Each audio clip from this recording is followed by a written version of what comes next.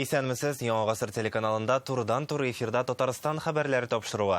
Студиядә Илгиз Күров эшли. Көннең иң мөһим яңалыклары турында киләсе ярты сәгатьтә.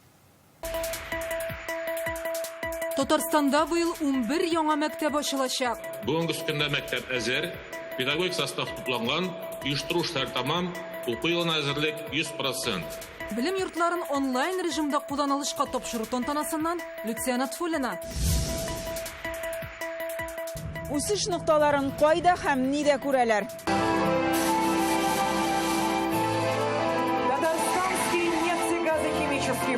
Татарстанның нефть-газ химия форумында яңгыраган фикерләрне Гөлназ Сәйфетдинова тыңлады.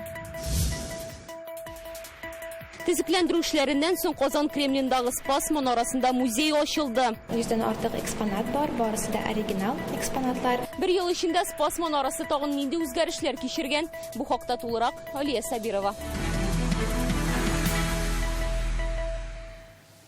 Иртәгә 1 сентябрь көнне Татарстанда яңа 11 мәктәп ачылачак. Шуларның 4-се Казанда, 2-се Яршаллыда, тагын 5 мәктәп районнарда төзелде. Бүген Казан Экспо үзәгендә аларны онлайн режимда кулланылышка тапшыру тантанасы узды. Уку йортларын кабул итүдә Татарстан рәисе Рөстәм Миңнеханов катнаша. Видео элемтә аша әлеге чарага Россиянең мәгърифәт министры Сергей Кравцов һәм Web.rf корпорациясе рәисе Игорь Шувалов та кушылды. Яңа белем йортларындагы беренче тантаналы мизгелләр. Безнең репортажда. 186-й лицей. Добрый день, здравствуйте. Слышно нас? Заманча мәктәпләрне кулланылышка тапшыру да заманча технологиялар ярдәмендә башкарыла. Казан Экспо үзәге белән элемтәгә Татарстанның бер юлы 11 белем йорты һәм Мәскәү кушылды. Шул рәвешле файдалануга тапшырылган объектлар Мәгариф илкүләм проекты, авыл территорияләрен комплекслы үстерү программасы һәм республика бюджеты хисабына төзелә. Благодаря национальным проектам и федеральным программам средством республики к новому учебному году построено 11 объектов образования на общую сумму более 17 миллиардов рублей. Яңа мәктәпләрнең өчесе Web.rf корпорациясе катнашында төзелә. Берсе Орчаның Түбән Мәтәскә авылында. Габдулнасыр Курсави исемен йөртәчәк күп профильле лицей 500 урынга исәпләнгән. 500 укучыга исәпләнгән төзелеш, авыл җирлеге өчен уникаль проект, дәүләт шәхси патентлыгының күркәм үрнәге. Бүгенге көндә мәктәп әзер, педагогик состав тупланган, оештыру эшләре тамам, уку елына әзерлек 100%. Проект строительства школ по этой модели – это смелый был шаг. Дәүләт белән шәхси хезмәттәшлек буенча мәктәпләр төзү тәүге һәм кыю адым иде. Татарстан белән тормышка ашырылган бу проектыбыз иң отышлысы. Сезнең белән эшләү сыйфат билгесе. Мамадыш район үзәгендә мәктәп бинасында балалар бакчасы да урнашкан. Аны 2022 елның мартында авыл территорияләрен комплекслы үстерү программасы буенча төзи башлаганнар. Бирдә 360 баланы укыту һәм тәрбияләү өчен заманча шартлар булдырылган. Иркен сыйныфлар, коридорларда ял итү зоналары, 2 IT кабинет, зур спорт залы. Монда төрле кружоклар булачак. Шуның өстенә менә карагыз, монда янәшәдә генә бассейны да, спорт комплексы да, урманы да, чаңгысында да шуларга була. Битте мөмкинлекләр тудырган. Биектауның Куркайчык авылында шулай ук мәктәп белән балалар бакчасын берләштереп төзегәннәр. 2000 квадрат метр мәйдан. Аны быелның февраль аенда федераль программа нигезендә сала башлаганнар иде. Монда 1 сентябрьдә 70тән артык бала керәчәк. 80 урынга мәктәп һәм 20 урынга балалар бакчасы ачылачак. Без шушы бина өчен республика җитәкчеләренә, район җитәкчеләре безгә авыл халкы исеменнән зур рәхмәтләребезне белдерәбез. Ежегодно количество обучающихся, слава богу, Аллаһка шөкер, в городе Набережные Челны растет. Бүген кулланылышка тапшырылган мәктәпләрнең 2-се Яршаллыда. Алар 3000 балага исәпләнгән. 2-се дә җиһазландыру ягыннан үрнәк булып тора. 34-нче микрорайондагы белем бирү үзәгендә хәтта киноконцерт залы да шәһәрдә иң зурысы булачак. 3 катлы бинада 2 бассейн, голография технологияле кабинет та бар. Можно показывать физические опыты, химические, устройство сложных механизмов. Быел төзелгән мәктәпләрнең 4-се Казанда, алар 6000 балага исәпләнгән. Быел башкалада укучылар саны рекорд күрсәткечкә җитүен исәпкә алсак, яңа мәктәпләр төзү мәсьәләсе шәһәрдә көн кадагында торучы проблема. В 2025 году мы ожидаем уже 200 тысяч. Быел 174 мең бала мәктәпкә бара. 2025 елга алар инде 200 мең булыр дип фаразлыйбыз. Димәк, бүген яңа белем йортларын төзү иң мөһим эшләрнең берсе. Республикада тиз һәм сыйфатлы итеп мәктәпләр төзү тәҗрибәсен без бөтен илгә таратырга телибез ди. Тантанада онлайн катнашкан федераль министр Сергей Кравцов. В целом Республика Татарстан лидер. Татарстан мәгариф өлкәсендә лидер төбәк. Яңа мәктәпләр салуда аеруча зур уңышларга ирешә. Елына уртача 6-8 белем йортын кулланышка тапшыру моңарчы күрелмәгән хәл. Татарстанда 2010 елдан башлап 51 мең урынлык яңа 88 уку йорты ачылган. Бүген файдалануга тапшырылган мәктәпләр хисабына урыннар саны тагын 9 мең ярымга артты дигән сүз. Люциана Тфулина, Яңа Гасыр каналы. Татарстанда коронавирус юктырып, аннары аның пневмониягә әйләнү очраклары арткан. Узган атнада ковид диагнозы куелган һәр 10-нчы кешенең авыру билгеләре шундый була. Әлегә республикада омикрон штаммы йөри. Моңа кадәр ковид симптомнарсыз яисә ОРВИ сыман гына уза иде диләр Роспотребнадзорда. Бу атнада 2 тапкыр грипп теркәлгән, узган ел исә грипп белән ноябрь аенда гына авырый башлаганнар иде. Табиблар нәкъ менә хәзер прививка ясату өчен кулай вакыт дип белдерә. Республикага гриппка каршы вакцина кайтартылган инде. Шулай ук белгечләр җәмәгать урыннарында битлектән йөрергә һәм антисептиклардан кулланырга киңәш итә. Иртәгәдән мәктәпләргә балаларның температураларын тикшереп кертәчәкләр.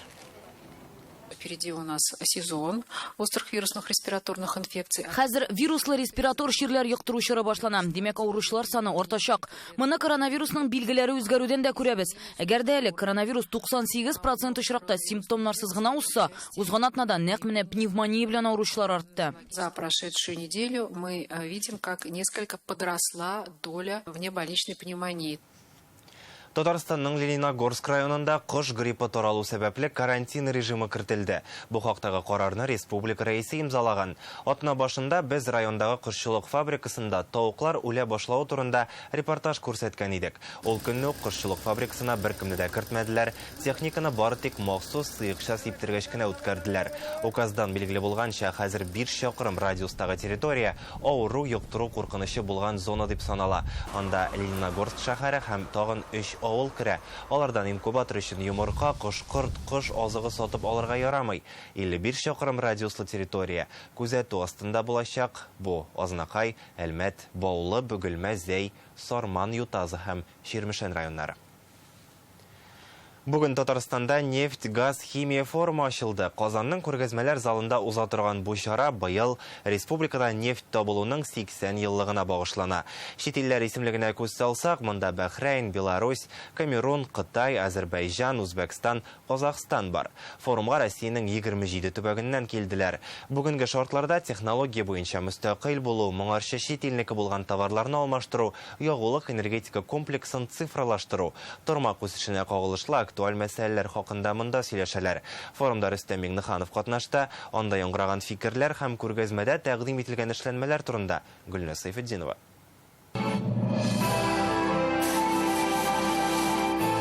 Нефть һәм газ сәнәгате хезмәткәрләре көне алдыннан республика инде 30 ел дәвамында әлеге тармак вәкилләрен очраштыра. Форумны ачу тантанасында Татарстан рәисе бу күргәзмәнең элемтәләрен ныгытуда тагын бер җитди тәрвиш булып торачагын әйтә. За прошедшие годы в республике построены и успешно функционируют крупнейшие объекты нефтегазохимической промышленности. Созданы условия для развития дальнейшего научно-технического потенциала, разработаны эффективные технологии. Татарстан нефть-газ химия форумы тармактагы иң зур чараларның берсе. Ул елдагыча эшлекле программа һәм халыкара дәрәҗәдәге күргәзмә белән үрелеп бара. Монда тармак өчен җитештерелгән яңа җиһазлар, цифрлы технологияләр, техника тәкъдим ителә. Россия һәм чит илдән 200-гә якын компаниянең эшләнмәләре урын алган. Рөстәм Миңнеханов форум кунаклары белән бергә күргәзмә экспонатларын карады. Компания вәкилләре үз эшләнмәләренең файдасы турында сөйли. Алар диагностика, чистарту процессларын автоматлаштыру кебек төрле юнәлешләргә кагыла. Табигать газы двигатели яңганнан соң чыгарулары да иң чиста. Ярчаллыдан газ ягулыгында эшли торган техника алып килгәннәр, ул экологик лаборатория буларак кулланыла. Газпром оешмасының эшләгән урыннарында табигатның хәлен характеристикаларын, параметрларын салдырыр өчен. Безнең машалар Россиянең күп төбәгендә эшли. Бу Саратов өлкәсе, Самара өлкәсе, Башкортстан республикасы, Ямало-Ненецкий автономный округ деп әйттік енді, Томск шәһәрендә. Екатеринбургтан келген компания технологик процессларны күзәтү җайланмалары үлчәүләр тәкъдим итә. Программируемый логический контроллер. Без төрле автоматлаштырылган программалау җайланмасын алып килдек. Ул кичкенә компьютер кебек. Нефть, газ, химия тармагы, торак коммуналь хуҗалыкта да кулланырга була. Чит ил җитештерүчеләре безнең илдән киткәч аларга ихтыяҗ артты. Татарстанда нефть табылуга 80 ел шул вакыт эчендә 3,5 миллиард тонна кара алтын алына. Сәнәгать продукциясының 62% нефть компанияләренә туры килә. Пленар утырышта бүгенге шартларда тармакның үсеш мөмкинлекләре хакында фикер алышалар. Катнашучыларны видеоэлемтәшә Россия хөкүмәте рәисе урынбасары сәламли. Сегодня татарстанская нефть продолжает вносить. Бүген Татарстан нефте ил икътисады һәм кайбер чит илләрне энергия ресурслары белән тәэмин итүгә үз салым өлешен кертә. Нефть-газ сәнәгатендә алдынгы технологиялар кулланыла. Авыр чыгарыла торган запаслар белән эш итү тәҗрибәсе дә бар. Бу мәйдан тәҗрибә уртаклашу өчен уңышлы булыр. В республике ведется разработка и внедрение передовых технологий. Кунакларда очрашудан нәтиҗә көтә. Бәхрейн корольлеге нефть, газ, химия сәнәгатен җәелдерүгә күп көч куя. Күп оешмалар белән элемтәләр җайланды. Бу хезмәттәшлек дәвамлы булыр дип ышанып калабыз. Югары үзле нефть табуда сезнең тәҗрибә зур. Бу Казакстан өчен дә файдалы булачак. Татнефть белән Казакстанның көнбатышында ятмалар өйрәнеләчәк. Каучуклар җитештерү буенча проектта уңышлы булыр дип уйлыйбыз. Яңа технологияләр кертү хисабына илдә нефть табуны 2 мәртәбә арттыралар. Авырдан чыгарыла торган запаслар тармак үсешенең нигезе булып тора. Барлык запасларның 3/2 шундый катламга туры килә дә. Фән ярдәмендә күп катлаулы мәсьәләләрне хәл итеп була ди Рөстәм Миңнеханов. Дәүләт ярдәме дә кирәк. Сегодня добывать классическим методом и тепловым методом налогообложение практически одинаково. Это несправедливо, то есть не будет инвестиций. Сегодня нефтегазовый сектор, он позволяет получить оттуда денег. Увеличить нагрузку на нефтегазовый сектор, конечно, мы быстро можем получить деньги, но компании, а в том числе и бюджеты, где находятся эти компании, они теряют инвестиционные составляющие. Форум 3 көн дәвамында барачак, 100дән артык доклад, эшлекле очрашулар, фикер алышулар көтелә. Гөлназ Сайфетдинова, Данил Филатов, Яңа Гасыр каналы. Форум барышында Рөстәм Миңнеханов төзелеш тармагында нефть химиясын куллануга багышланган түгәрәк өстәлдә дә катнашты. Татарстанның Шимал базасы һәм югары дәрәҗәдәге төзелеш индустриясе күп төрле төзелеш товарлары җитештерергә мөмкинлек бирә ди белгечләр. Шунда ук бу юнәлештә эшләүче оешмалар үз продукциясын тәкъдим итте. Әйтик, энергияны янга калдыручы түшәм системасы, акыллы йорт, гидроизоляция өчен заманча материаллар. Рөстәм Миңнеханов барлык төр продукцияны тирәнрәк өйрәнергә кушты. Нефть химиясе продуктларын юл төзелешендә файдалану турында да сүз булды. Бүген Татарстанда беренче категориядә 480 чакрым юл салына, ул сыйфатлы һәм озак вакыт кулланырга җитәргә тиеш диде республика рәисе. Форум кысаларында Рөстәм Миңнеханов Газпромбанк җәмгыятенең эшлекле иртәнге ашында катнашты. Көн кадагындагы тема яңа шартларда проектларны тормышка ашырганда инвестицияләр белән ничек идарә итәргә. Катнашучылар сүзенә караганда, вазгыять инвесторлар алдына яңа бурычлар куя. Инвестиция кертү алымнарын үзгәртергә кирәк. Бизнес, дәүләт һәм фән эшлеклеләренең берләшүе зур роль уйный ди белгечләр. Республика тормышында актив катнашулары өчен Рөстәм Миңнеханов Газпромбанк җитәкчелегенә рәхмәт сүзләрен җиткерде. Бу төзелеш комплексы да башка тармакларда. Соңгы елларда Татарстанда әлеге банкның клиентлары 5 тапкырга арткан. Кровь это деньги, они текут через банки. Ваш план нам очень нравится, и я хочу поблагодарить руководителя, господина Киму. Всегда мы находим понимание, поддержку. Форумда катнашырга чит ил вәкилләре дә килде. Шуларның берсе Белоруссиянең вице-премьеры Петр Пархомщик белән Рөстәм Миңнеханов аерым очрашып сөйләште. Багланышлар артып торган өчен ул Беларусь президенты Александр Лукашенко белән премьер Роман Головченкога рәхмәтен җиткерергә кушты. Рөстәм Миңнеханов Минскига быелның апрелендә барган иде. Бүген ике арадагы товар әйләнеше $1 миллиард арткан. Белнефтехим, Минск трактор заводы, Гомсельмаш, Амкадор, Минск автомобиль заводлары белән эшлибез. Кичә генә Казан урамнарына Белоруссия троллейбусы чыкты. Рөстәм Миңнеханов Петр Пархомщикны Казанда узачак киләчәк уеннарына чакырды. Рөстәм Миңнеханов форумда катнашырга килгән Бахрейн корольлегенең нефть һәм әйләнә-тирә мөхит министры Мөхәммәд бен Мөбарәк бен Даина белән очрашты. Татарстан рәисе Россиянең корольлек белән мөнәсәбәтләрне җәелдерүгә зур игътибар бирүен ассызыклады. Өстенлекле юнәлешләр нефть һәм химия, машина төзелеше продукциясе. Россия өчен хәзер Бахрейн корольлеге якын көнчыгыштагы әһәмиятле сәүдә-икътисади партнер санала. Африка безнең өчен әһәмиятле сәяси һәм икътисади партнер. Бүген Ангола Республикасының Россиядәге гадәттән тыш һәм тулы вәкаләтле илчесе Аугусто да Сильва Кунья белән очрашуда Рөстәм Миңнеханов шулай дип белдерде. Татарстан рәисе Африканы дөнья икътисади системасында роле үсә торган территория ди. Россия белән Африка мөнәсәбәтләре һәрвакыт җылы һәм үсештә булуында искәртә. Очрашуда Татарстан белән Ангола арасындагы хезмәттәшлек турында сүз барды. Казан ПТПлары яңа автобуслар алырга курка. Ни өчен шәһәрдәге транспорт предприятиеләренә федераль үзәкнең кредит алырга дигән тәкъдиме охшамаган. Бу хакта Реальное время интернет газетасыннан укыгыз. Татарстанның Дәүләт Советы депутатлары республика парламентында төрле елларда эшләгән җитәкчеләрне искә алды. Бүген Фәрит Мөхәммәтшин һәм бер төркем халык ышанычлылары зиратларга барды. Хәтер чарасын республика көне уңаеннан оештырганнар. Депутатлар ТАССРның югары советы президиум рәисләре башка вазифалардагы дәүләт эшлеклеләренең каберләрен зиярат кыла. Арча зиратында Әнвәр Баһаутдинов, Галидин Мөхәммәтов, Василий Лихачев, Мөхәммәд Сабиров каберләренә чәчәк салдылар. Яңа татар зиратында Сәлах Низамов һәм Салих Батыев турында хатирәләрне яңарттылар. Үзебездә эшләгән депутат булган, җитәкчеләр булган кешеләрне үзенең гомерен һәм өлешен керткән менә республиканың бүгенгесенә, киләчәгенә аларны искә алабыз. Бу кешеләр Татарстаныбызның кичәгесендә эшләделәр.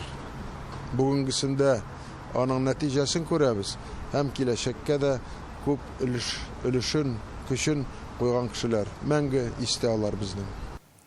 Бу атнада Татарстанга Россия геройлары килде. 20 каһарман ватан геройлары вахтасы дип аталган Бөтен Россия проектында катнаша.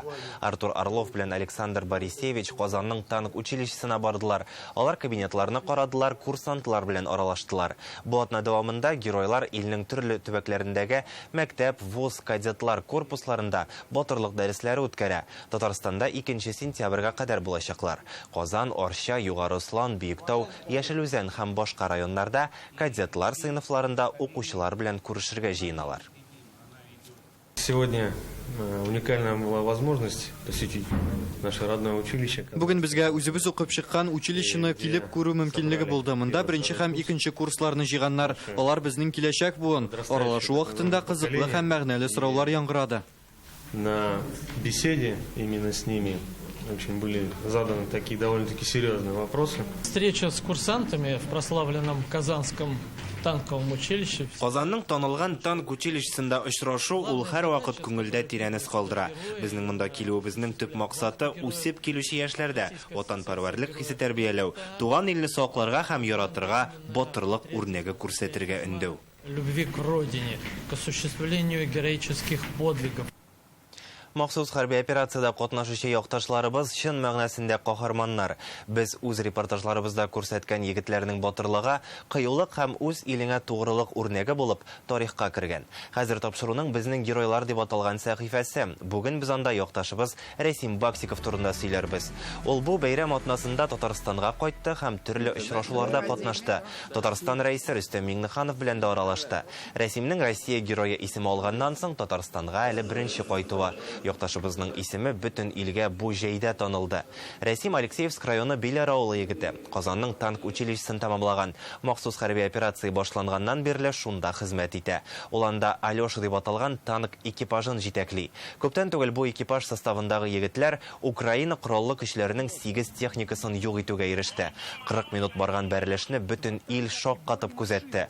Шушы вакыйгадан соң аларга шул исәптән Рәсим Баксиковка да Россия герое исеме бирелде. Бүген сезгә герой якташыбызның Россия телеканалы журналисты Станислав Назаровка СВО зонасында биргән интервьюсыннан үзек тәкъдим итәбез. Я наблюдал за всем этим происходящим с 2014 года. Мин мондагы хәлләрне 2014 елдан бирле күзәттем. Кайчан вакыйгалар агымын үз кулыбызга алырбыз икән дип көттем. Ул вакытта Россия хәрби көчләрендә бер тапкыр хезмәт итеп алган идем инде. Украина территориясенә безнең хәрбиләрне кертә башлагач, кабат хезмәткә кайтырга булдым. Әмма миңа рядовой вазифаларына тәкъдим иттеләр. Риза булмадым. Шуннан соң танышларым ярдәме белән кабат Россия хәрби көчләрендә хезмәт итә башладым. Шуннан бирле мин монда. Кыскасы, Донбасстагы хәлләр башланганнан бирле аларны хәл итүгә үз өлешемне кертәсем килә иде. С того момента, как началась вся вот эта заварушка, было большое желание внести свою лепту. Балтачта махсус хәрби операциядә катнашып һәлак булган якташлары истәлегенә стелла ачтылар. Аны Ватан сакчылары паркында урнаштырганнар. Ул йолдыз формасында эшләнгән һәм металлдан ясалган торналар белән бизәлгән. Бу кошлар күккә омтылышны чагылдыра, хәтер билгесе булып тора. Ил кайгысы белән кайгырган ил егете генә ир була. Ир егетнең илгә калдырган саф гомере үлмәс җыр була. Гамил Авзал язган бу шигъри юллар янында 7 фамилия язылган. Галиев, Гайнетдинов, Рәхмәтуллин, Фәйзрахманов, Алексеев, Абдуллин, Кустовлар. Аларның өчесе батырлык орденына лаек. Хәтер кичәсенә һәлак булган хәрбиләрнең туганнары, авылдашлары һәм район җитәкчеләре җыелды. Татарстанда мәктәпкә җыенырга булыш акциясе дәвам итә. Бүген 140 укучыга белем көне алдыннан Татарстан мөфтие бүләк тапшырды. Өр-яңа портфель, эче тулы уку кирәк-яраклары. Малай һәм кызларга Камил хәзрәт үз теләкләрен дә әйтте, вәгазь сөйләде. Бу акцияне Зәкәт хәйрия фонды оештырган. Барыгызга да зиһен, тел ачкычы, акыл бирсен. Александр Жичицкий кулында өр-яңа букча. Ул иртәгә тәүге тапкыр мәктәп бусагасын атлап керәчәк. Абыйсы Ярослав исә 6-нчы сыйныф укучысы. Аңа бүген уку әзбәпләре бүләк иттеләр. Малайлар 1 сентябрьне зарыгып көткән. Я очень ждал, что рано иду в школу, потому что ты так становишься умным. Учишь читать. Балаларга алдык костюм, шалбар, күлмәкләр, чөнки анда бик күп китә. Консталарга инде тагын бит инде күптеге акча кирәк. Икесе булгач, 1-нче класс, 6-нчы класс. Бу бик ярдәм булды безгә. Әлеге акция Зәкәт хәйрия фонды тарафыннан 8-нче тапкыр үткәрелә. Бүген балаларны Татарстан мөфтие Камил хәзрәт сәламләде. Ул аларны якынлашып килүче белем көне белән котлап, укуның мөһимлеге турында вәгазь дә сөйләде. Мәктәпкә барганда да, укыганда да нинди ният кылырга кирәк? Укыйм, иншалла белемем белән кешеләргә файда китерермен дип, шундый ният белән булса, сезнең укугыз гыйбадәт кебек булачак. Бүген 140 балага уку әзбәпләре бүләк иттеләр. Араларында 25 1-нче сыйныф укучысы да бар. Ярдәмне алучылар арасында төрле катлам мөхтаҗларыбыз бар. Бу гадәттәгечә тулы булмаган гаиләләр, күп балалы гаиләләр, авыру бала тәрбияләнүче гаиләләр һәм башкалар. Бер баланы мәктәпкә әзерләү өчен ким дигәндә 30 мең акча кирәк. Шуның 3 меңгә якыны канцелярия товарларына диетениләр. Тяжело собирать школу. Мин 5 бала әнисе, аларны мәктәпкә җыюы бик авыр. Барысы бергә бөтенләй берне исәпкә алсак, 5 балага 100 мең сум сарыф иттек инде. Бүләкләр бик кирәкле. 1-нче сыйныфка баручы улыма яңа рюкзак бирделәр. Ул бик шат. Кәрим Әхмәтҗанов 4-нче сыйныфка бара. Физкультура дәресләрен аеруча ярата ул. Киләчәктә танылган спортчы булырга тели. Рәсем ясауда да оста. Моның өчен кирәк яраклар алып өлгермәгәннәр әле. Бүгенге бүләк бик вакытлы булды ди ул. Бүген миңа әбиләр тапшырдылар. Ул миңа укыганда бик ярдәм итә. Нәрсәләр тапшырдылар? Альбом, дәфтәрләр, карандашлар, ручкалар, пластилин, бетергеч һәм непроливайка. Донецк һәм Луганск халык республикаларынан күченергә мәҗбүр булучыларга да ярдәм күрсәттеләр. Казан, Яшелүзән, Яр-Чаллыда торучы 61 балага уку әзбәпләре тапшырылган. Быел Зәкәт хәйрия фонды 200-дән артык укучыны мәктәпкә әзерләргә ярдәм итте. Леонид Бахтиев, Андрей Ключников, Яңа гасыр каналы. Иртәгәдән теләгән һәркем башкаладагы Спас манарасына керә алачак. Монда 1 елдан артык төзекләндерү эшләре барда. Хәзер Спас манарасына һәм аның тарихына багышланган музей ачылды. Бердә 100дән артык экспонат урын алган: сугыш кораллары, архитектура детальләре, төзелеш материаллары. Моннан тыш хәзер манара диварлары кичен кабат алсу төскә керә башлаячак. Тарихи объект тагын нинди үзгәрешләр кичергән? Бу хакта Алия Сабирова.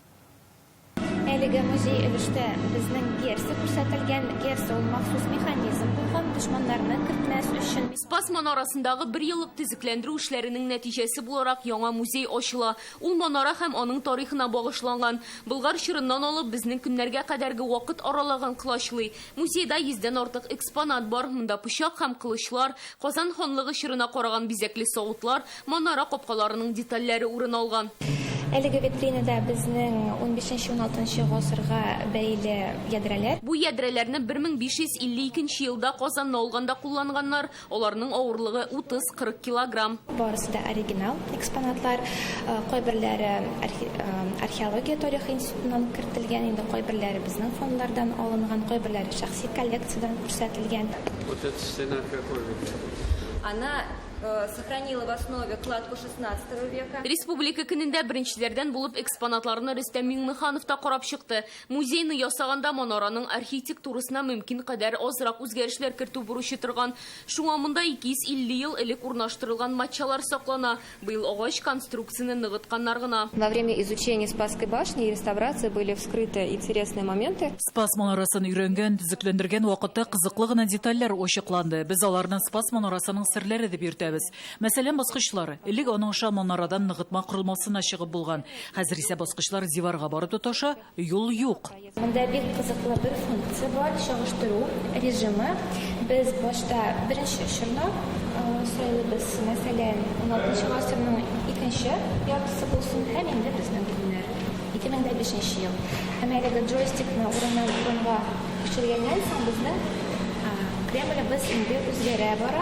Музейда заманча җиһазларда күп мәгълүмат белән видеопроекторлар һәм экраннар аша танышырга мөмкин. Бер юлымында 15тән дә артык кешене кертмәячәкләр.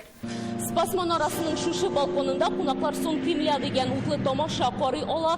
Рәсемнәр һәм музыка ярдәмендә монда аның күп гасырлык тарихы чагылдырыла. Монда Спас манарасының барлыкка килүе, янгын һәм төзекләндерү эшләре һәм бүгенге торышы турында мәгълүмат җиткерелә. Эшчеләр шулай ук сәгать телләрен алыштырган, йылдызның да тышкы катламын тутыкмый торган тимердән ясаганнар. Хәзер кичләрен һәр чиң тавышы белән манара диварлары алсу төскә дә керәчәк. Яңартылган Спас манарасына теләгән һәркем инде иртәгә килә ала. Керү билетлар буенча каралган. Алия Сабирова, Ләйсән Сәйитова, Яңа Гасыр каналы. Бүгенге менә шулар иде. Хәзер рекламадан соң һава торышы турындагы мәгълүмат белән Рәдис Гарипов таныштырыр. Ә мин сезнең белән саубуллашам. Уңышлар сезгә. Исән-имин булыйк.